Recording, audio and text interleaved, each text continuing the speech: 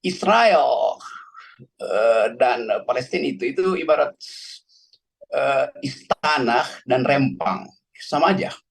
Tapi kalau kita mau jujur sebetulnya dari awal dari posisi Indonesia itu harus bukan sekedar eh, ada istilah membantu atau mendukung, tapi harus berpihak. Itu soalnya kan. Jadi pemerintah Indonesia berpihak pada siapa? Konsekuensi dari berpihak adalah ambil risiko di dalam konflik internasional dan posisi Indonesia harus jelas tuh. Kalau Bung Karno mengatakan Palestina adalah the last chapter of colonization, yang kalau masih ada, maka berarti betul-betul tanggung jawab kita untuk mewujudkan kemerdekaan Palestina. Dalam perjalanannya, perspektif kebangsaan ini bertemu dengan resolusi PBB tahun 74 ya Mas Yon ya, yang mengatakan two-state solution, ya ada dua solusi negara. Buat sebagian pendukung Hamas, mereka tidak ingin mengakui adanya Israel. Tetapi dalam perspektif diplomasi internasional dan sesuai dengan kesepakatan kerangka multilateral yang diakui dan dianut oleh kita sebagai bangsa, maka Indonesia menganut perspektif two-state solution. Mesti ada dua negara, ya. Ada negara Palestina wajib, ya, tapi juga ada negara Israel. Tapi dari 74 sampai sekarang 38 resolusi untuk mewujudkan negara Palestina merdeka, tidak ada satupun yang tereksekusi dengan baik, ya. Baik karena sering diveto Amerika ataupun ditolak oleh negara-negara mayoritasnya Amerika Utara dan Eropa secara umum. Nah, ini tentu menjadi satu catatan besar betapa international new orders ataupun political international orders-nya ini tidak berjalan dengan baik, ya. Apalagi seperti sekarang, ya. Ketika Gaza diserbu demikian membabi buta, Amerika justru menghadirkan bantuan penuh kepada Israel melakukan kezaliman. Ini satu bentuk pelanggaran, apalagi kalau kita lihat Israel langsung hari kedua memutus pasokan listrik, air, yang itu betul-betul bertentangan dengan konvensi Jenewa. Dan kenapa dia bisa putuskan? Karena memang Gaza adalah penjara terbesar yang didesain oleh Israel. 2,2 juta penduduk di sana, bukan berarti tidak ada kemampuan untuk menghasilkan air, listrik, tapi memang didesain semuanya tidak boleh masuk kecuali atas izin Zionis Israel. Nah, jadi poin dua, two-state solution ini kian kelam. Bang Haldi, mungkin perlu digarisbawahi yang melakukan serangan, nanti Mas Yon juga bisa memberi masukan ataupun Mas Anan, itu bukan sekedar Hamas, ya. Itu ada Hamas yang sayap kanan, tapi sayap kirinya pergerakan Palestina juga hadir ikut turut dalam serangan itu. Jadi kalau dikatakan itu serangan semata seorang satu organisasi Hamas, itu tidak tepat. Tetapi memang serangan itu adalah kesepakatan warga Palestina untuk melawan Israel. Satu jurnalis dalam negeri, Mas Satria Aris Munandar, izin saya kutip, Mas Yon mungkin nanti diluruskan, mengatakan 7 Oktober itu hampir seperti serangan umum 1 Maret 1945 di Indonesia. Ketika itu kampanye diplomasi Belanda di dunia internasional mengatakan sudah tidak ada lagi negara Indonesia. Sudah tidak ada lagi sovereignty di Indonesia. Yang ada adalah Belanda akan segera mengambil alih karena memang tidak ada lagi eksistensi negara Indonesia. Dalam konteks itulah Panglima Besar Sudirman diinisiasi Hamengkubuwono IX dan banyak pihak itu setuju kita harus melakukan aksi Walaupun cuma 6 jam Jogja dikuasai, tetapi itu sudah memberikan satu kemenangan simbolik yang heroik bahwa Indonesia masih ada, Indonesia masih merdeka, Indonesia masih punya sovereignty, Indonesia masih punya eh, kekuatan. Nah, itu yang dilakukan oleh Hamas dalam konteks serangan 7 Oktober 2023, sehingga ketika sebagian mengatakan Hamas teroris dan lain, kita tidak perlu membahasnya karena setiap orang punya hak untuk eksis, apalagi bangsa Palestina yang sudah puluhan tahun hidup dalam penindasan, ya, bagaimana Israel semena-mena melanggar semua resolusi PBB tentang pemukiman ilegal, tentang memperlakukan bangsa Palestina.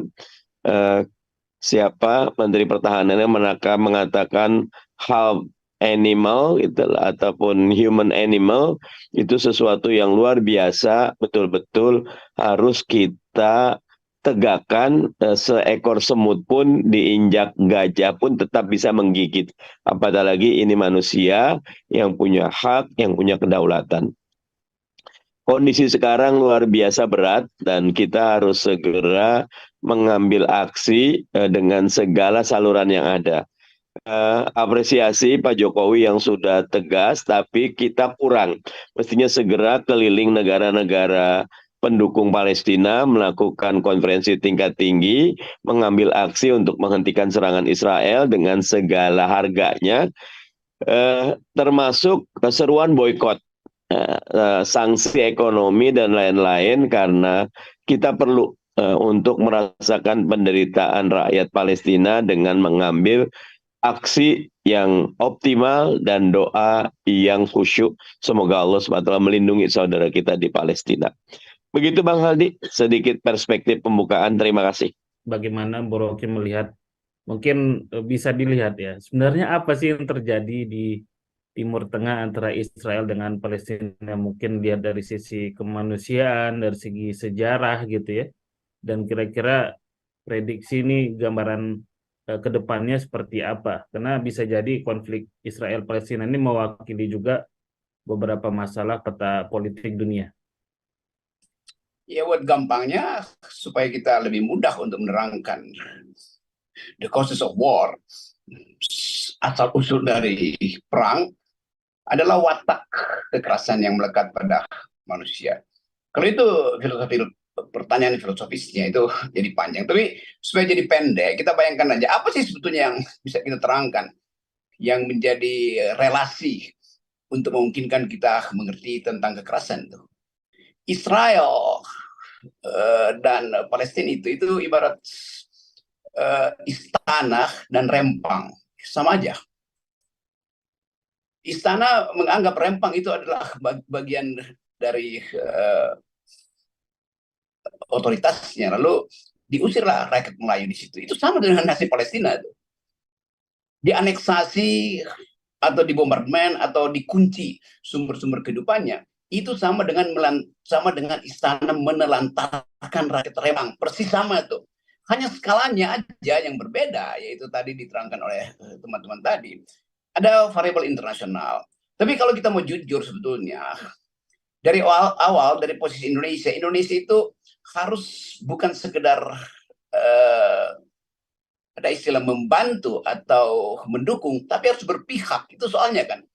Jadi pemerintah Indonesia berpihak pada siapa? Konsekuensi dari berpihak adalah ambil risiko di dalam konflik internasional, dan posisi Indonesia harus jelas tuh. Kita bisa bilang kami mendukung Palestina, oh iya, tetapi pada saat yang sama seluruh aktivitas bisnis Indonesia itu justru berlangsung dengan fasilitas yang memungkinkan kita tunduk pada kekuatan Barat. Kan itu konyolnya di situ kan.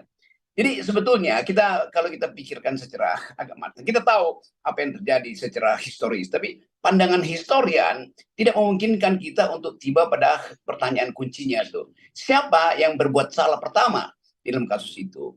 Oh, yang berbuat salah pertama adalah Theodor Herzl yang menulis tentang protokol Sion. Oh iya, tetapi itu juga dalil yang dimanfaatkan oleh publik internasional untuk memungkinkan membela Israel dengan fasilitas-fasilitas historis kan. Padahal perkembangan umat manusia setelah PBB mestinya kita pindah dari doktrin-doktrin itu, entah itu protokol Sion, entah itu perjanjian Belfast segala macam itu, kita pindah pada prinsip bahwa PBB kita akui sebagai tempat untuk mencari battle of last resort itu dalam soal perdamaian. Kan fungsi PBB ada mengupayakan perdamaian, bukan memprovokasi pihak-pihak kan. Jadi kalau kita balik lagi pada tatanan dunia kita, memang sejak Perang Dunia Kedua ada upaya untuk realignment, menyusun ulang motif-motif perang itu. Karena itu kemudian ada pasal-pasal yang mengatur bagaimana yang disebut ius in bello, apa namanya itu, alasan untuk berperang dan alasan untuk memulai perang, ius ad bellum dan ius in bello, dan praktek peperangan yang sifatnya humanis. Walaupun itu bertentangan dalam istilah perang yang humanis, tetapi harus ada dasar. Demi apa peperangan itu? Demi menghasilkan peace, demi menghasilkan perdamaian. Tetapi kita mulai dengan filosofi yang berbeda. Bagi Israel, itu menteri pertahanan lebih diunggulkan daripada menteri pertahanan. Karena bagi Israel, perang itu artinya mempertahankan tanah atau memperluas tanah itu. Kan kita tahu dari sejak Stockholm, istilah namanya land for peace itu nggak pernah berhenti sebagai doktrin Israel kan. Jadi kalau kita lihat dari awal, aneksasi Israel itu dasarnya dua. Satu adalah mitologi yang disebut sebagai protokol Sion itu, yang mengupayakan supaya seluruh umat Yahudi itu harus pulang kampung. Itu ada mistiknya di situ tuh, nggak ada urusannya dengan apa yang sedang berlangsung sekarang. Yang kedua adalah pengkhianatan, bukan dari Israel sebetulnya, dari politisi-politisi Israel kan. Kalau terjadi pergantian Perdana Menteri, selalu Israel datang dengan proposal moderat, yaitu peace. Sekarang karena dipimpin oleh Partai Konservatif, maka yang terlihat adalah kebengisan sebetulnya. Jadi kita mau lihat bagian itu dari sisi apa namanya, the dark side of human psychology itu. Nah, Netanyahu itu bagian dari sisi gelap psikologi kepemimpinan di Israel yang berulang terus. Ada saatnya partai buruh pemerintah lebih moderat, lalu diganti lagi dengan partai Likud yang lebih konservatif. Tetapi pergantian itu kan sepuluh tahun Amerika. Nah, pergantian ini juga sepuluh tahun Indonesia tuh. Jadi jangan kita anggap bahwa seluruh orang Israel itu memusuhi Palestina. Tidak, itu tergantung dari siapa yang memerintah di situ tuh. Walaupun yang disebut tadi secara historis seluruh dunia menganggap bahwa itu perang antara Israel dan Palestina, saya kira dalam lebih mikro nggak begitu tuh. Jadi partai politik di Israel yang tidak paham atau sengaja mengabaikan prinsip-prinsip ius in bello dan ius ad bellum yang memungkinkan perang itu berkecamuk terus. Jadi Indonesia sebetulnya kalau kita lihat lebih dalam lagi tuh, kita sebetulnya negara yang harusnya mempromosikan perdamaian supaya kita didengar oleh dunia tuh. Nah, itu pentingnya Presiden Jokowi bergaul secara internasional supaya meluluskan intervensi melalui humanistic perspektif. Tapi kalau Indonesia sebenarnya bilang hentikan kekerasan di situ dan kembali pada perdamaian, lalu diplomat internasional lihat apa peran Indonesia sementara di fora internasional kan nggak ada kan. Hentikan kekerasan di Palestina, tapi lanjutkan kekerasan di Rempang, lanjutkan kekerasan di Papua, kan sama aja. Jadi motif-motif ini yang membuat Indonesia tidak punya profil, tidak punya semacam energi untuk bicara kelantang di dunia internasional. Padahal sebetulnya dari awal Palestina itu kita berutang pada Palestina, karena Palestina ada corong kemerdekaan Indonesia di awal itu. Jadi saya mau lihat ini bukan sekedar sebagai analisis faktual atau menonton perang. Kan kita tidak menonton perang di sana kan. Kita mau mengaktifkan apa yang disebut ikut di dalam perdamaian dunia. Yang kita mau tuntut dari pemerintah Indonesia adalah ketegasan. Ikut artinya apa itu? Bukan sekedar cuap-cuap diplomasi itu. Dan seluruh data yang diberitakan oleh jurnalis bisa kita akses. Kecanggihan analisis dari mereka yang belajar teori hubungan internasional juga bisa dipakai pemerintah. Tetapi pemerintah mesti ada poin di situ. Itu intinya tuh. Kalau nggak ada poin, kita cuma dengar ulasan-ulasan aja kan. Komentar-komentar yang sama dengan komentar wartawan itu. Nggak ada bedanya tuh. Tetapi bagi kita yang justru di ujung kepemimpinan Pak Jokowi, kan ada Pak Prabowo, ada Anies, ada Ganjar, kan dia yang mesti speak out. buat mengatakan apa sebetulnya akan saya lakukan kalau saya jadi presiden tuh.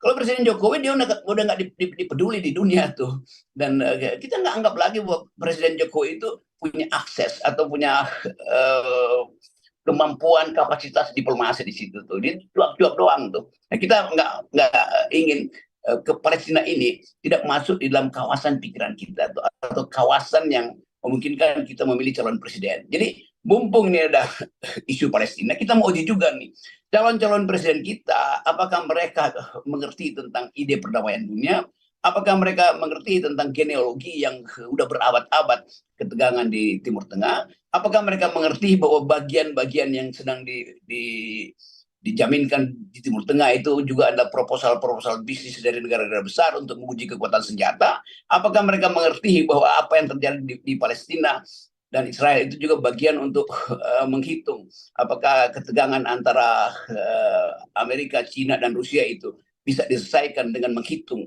kemampuan membiayai perang. Jadi semua ini adalah faktor yang mesti ditanyakan pada calon-calon presiden kita tuh. Kalau kita bawa ini dalam kasus recent issue hari ini, bahwa banyak orang yang termasuk politisi yang hanya ikut ngomong doang tuh, tapi nggak mau masuk dalam kedalaman problem. Saya kira itu poin pertama. Jadi intinya adalah analisis kita bisa buat segala macam. Kita tahu bagaimana negara-negara Arab juga berbohong terhadap dukungan mereka pada Palestina karena memerlukan lisensi jual beli senjata dari Amerika sehingga mesti buka hubungan diplomatik dengan Israel. Kita tahu semua itu.